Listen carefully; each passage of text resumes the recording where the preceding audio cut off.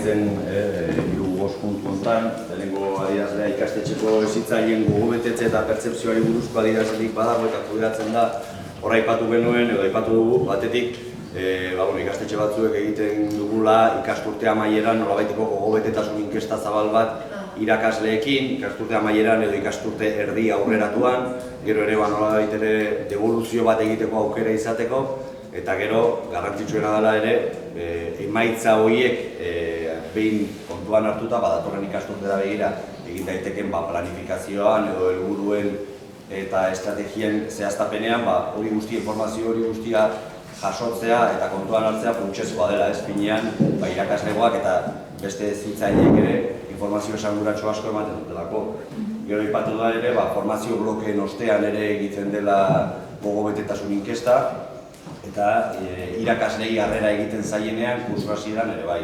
Eta horiek zirela, gutxi gora bera, gogobetetzeari buruzko informazioa jasotzeko genituen tresnak. Gero beste puntu bat zegoen ere lehen atal hortan, zera ardurak, hemen lanak esleitzeko prozesuarena, ez?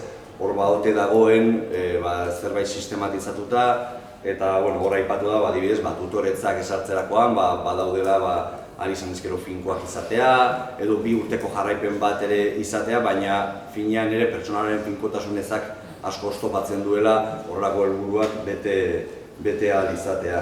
Hori lehen puntuari buruzkoa eta bigarrena, hezitzaileen kudeaketari lotutako beste adierazle edo informaziorik ote dagoen, eta hor hainbat eredu edo aipatzen dira, eta hemen ikastetxe batzuek aipatu dute baja kopuruaren hausnarketa egiten dutela, jubilazio mailaren ere bai, aurreikuspen bat egiteko eta plantillan egon daitezken aldaketei buruz ere, nolabaiteko hausnarketa egiteko, baina hortaz haratago ez zaigu iruditu hau bereziki garatuta daukagunik.